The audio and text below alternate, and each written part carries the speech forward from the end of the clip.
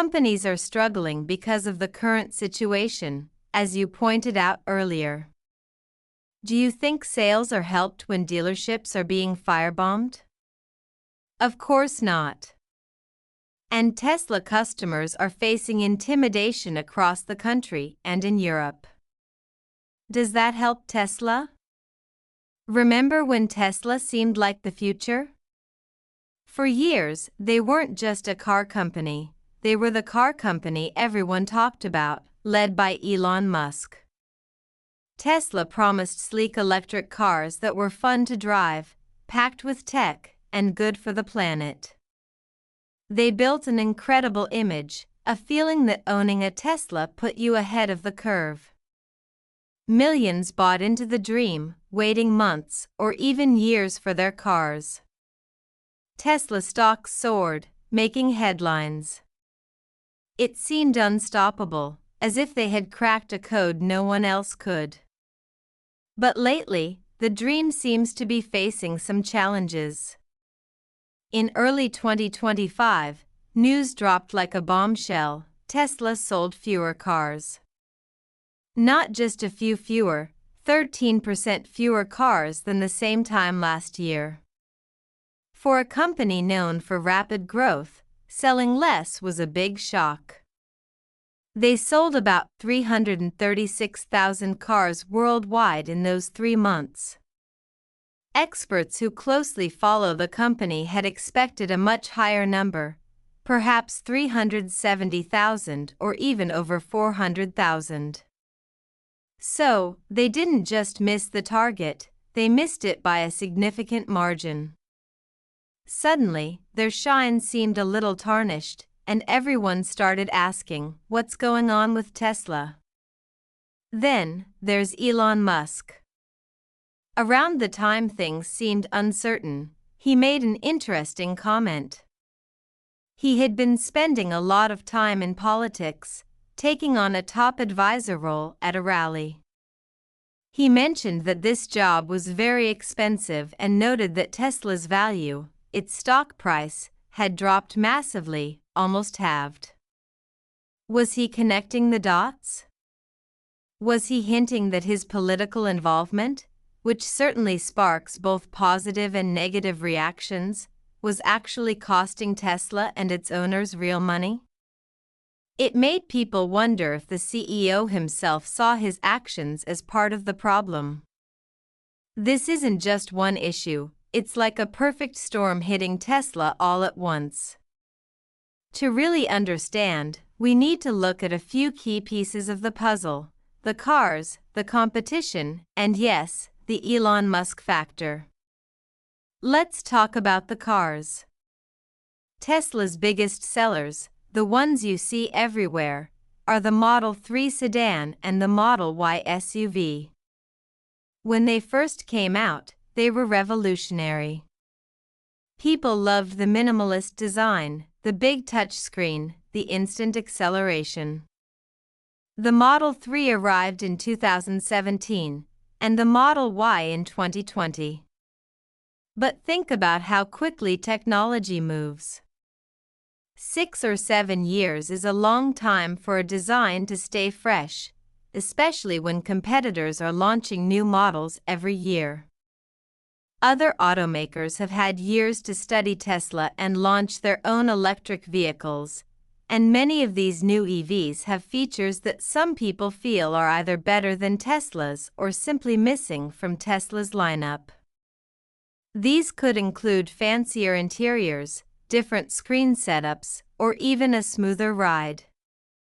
Tesla did recently give the Model 3 and Model Y facelifts, with new styling and updated interiors. They've named the new version of the Model 3 the Highland.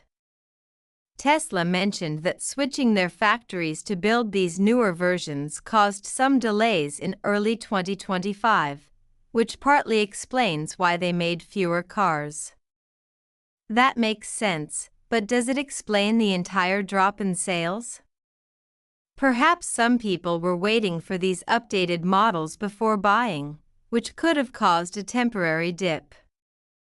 Or maybe, for some buyers, the updates weren't exciting enough compared to the brand new models coming from other companies. It's a tricky situation: update your cars and risk factory delays, or don't update and risk appearing outdated for a long time.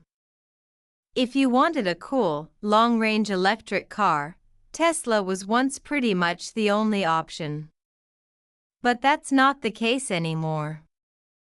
The electric vehicle market is crowded now, and the biggest new competitor making waves is a Chinese company called BYD, which stands for Build Your Dreams. You might not know the name as well as Tesla's, but BYD is huge. They're building some seriously impressive electric vehicles that directly compete with Tesla, often at lower prices. They have cars like the BYD Seal, which competes with the Model 3, and SUVs like the Auto 3, which are selling well in Europe, Asia, and other markets, though not yet in the US, mostly due to political reasons. In the last part of 2024, BYD actually sold more fully electric cars worldwide than Tesla did. Some reports even say that BYD's total earnings across their entire business in 2024 were higher than Tesla's. That's a huge shift. What's BYD's secret? They offer a wide variety of cars, from super affordable ones in China to more stylish, tech-packed models. They have their own special battery technology called the Blade battery, which has a strong reputation for safety, and they're pushing technology hard. They recently showcased charging technology that they claim can add almost 300 miles of range in just 5 minutes, addressing one of the biggest concerns about EVs, charging time.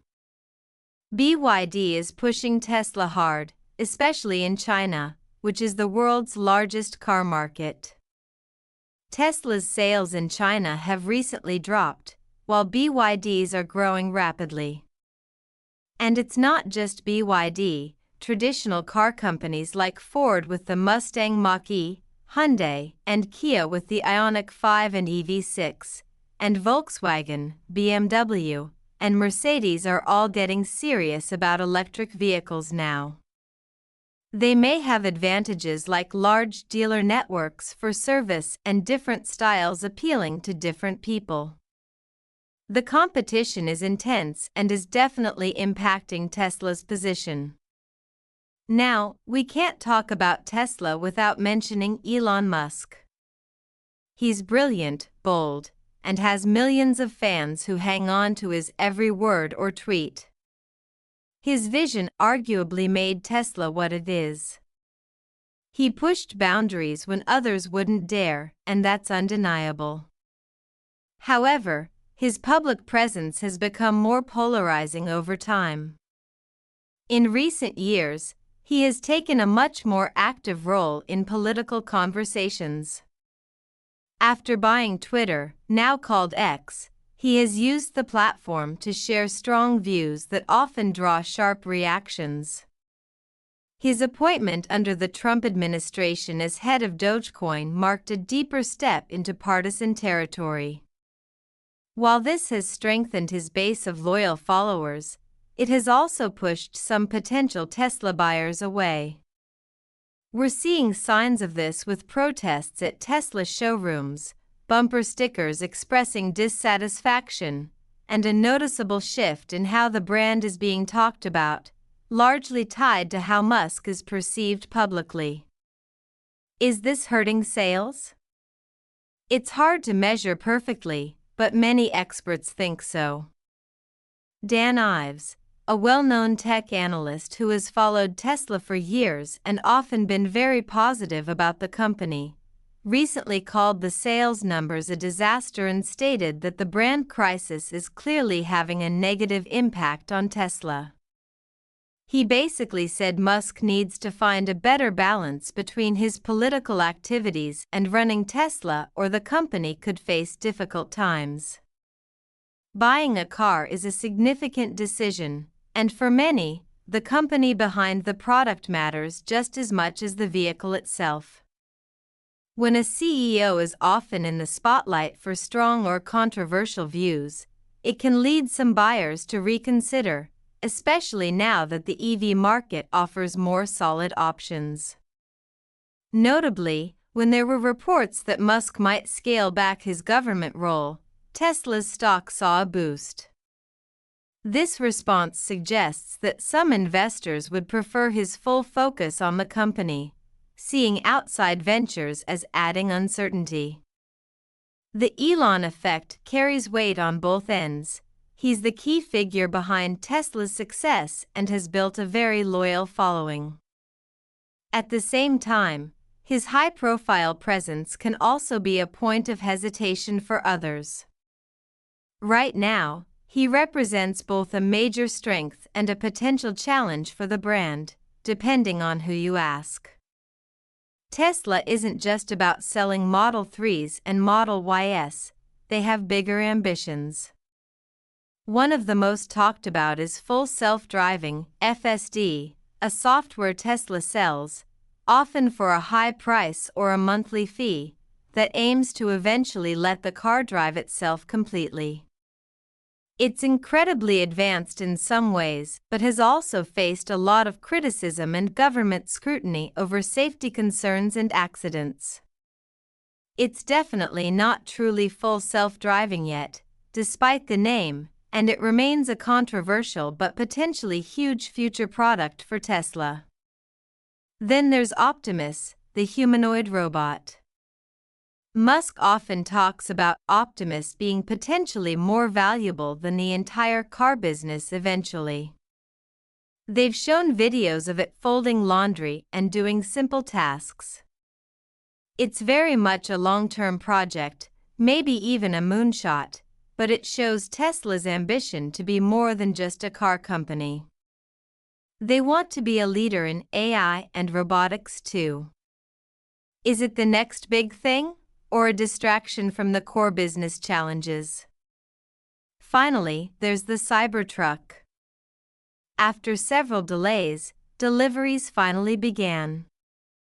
Its stainless steel body and sharp, unconventional design make it stand out completely from anything else on the road. It has a strong following among those who appreciate its bold approach, but at the same time, the design doesn't appeal to everyone, and there have been some reports of build quality concerns and production challenges. Early 2025 sales were limited, which could mean it's likely to remain a niche offering rather than competing broadly with mainstream models like the Ford F-150 Lightning.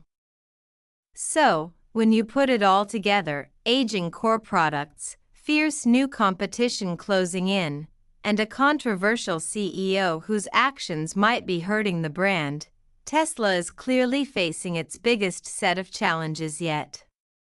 The pressure is on. What needs to happen for Tesla to bounce back?